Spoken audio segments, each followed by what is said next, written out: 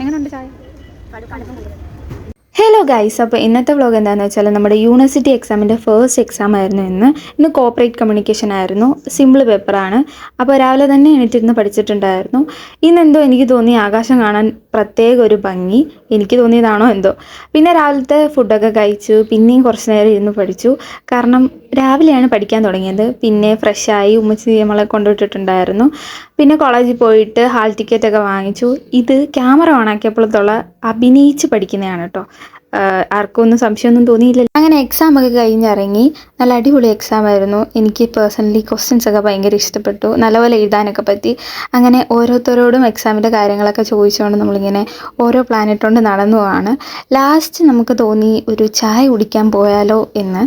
എന്തായാലും എക്സാം ഒക്കെ എഴുതിയതല്ലേ, അങ്ങനെ എല്ലാവരും കൂടെ ചായ കുടിക്കാൻ വേണ്ടി പോയി. നമ്മൾ സ്റ്റാൻഡിൽ തന്നെ ഉള്ള ഒരു ചായക്കടയിലാട്ടോ പോയത്. എങ്ങനെയുണ്ട് ചായ? കേട്ടില്ലേ, ഇതാണ് ചായയുടെ അവസ്ഥ. ഒരു ഓക്കെ ചായ എന്ന് പോലും പറയാൻ പറ്റില്ല. ഭയങ്കര കടുപ്പവും മധുരവും ഇല്ലായിരുന്നു. പിന്നെ ഇത് അവൾ സ്വന്തമായിട്ടിട്ട മൈലാഞ്ചി എന്നെ കാണിക്കുന്നതാണ്. പിന്നെ ആ കടയിൽ തന്നെ സ്റ്റാഫിനെ ആവശ്യമുണ്ടെന്ന് പറഞ്ഞപ്പോൾ നമ്മുടെ കൊച്ചിനെ അങ്ങോട്ട് കയറ്റി. അതാവുമ്പോൾ നമുക്ക് ലാഭമാണല്ലോ. അത് കഴിഞ്ഞ് നമ്മുടെ ബസ് വന്നിട്ടുണ്ടായിരുന്നു. ബസ്സിൽ ആരുമില്ലായിരുന്നു.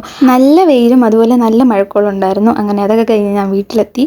വീട്ടിലോട്ട് നടന്നു പോയിക്കൊണ്ടിരിക്കുകയാണ്. അപ്പോൾ ഇത്രയേ ഉള്ളൂ ഇന്നത്തെ വ്ലോഗ്. അപ്പോൾ ബായ്.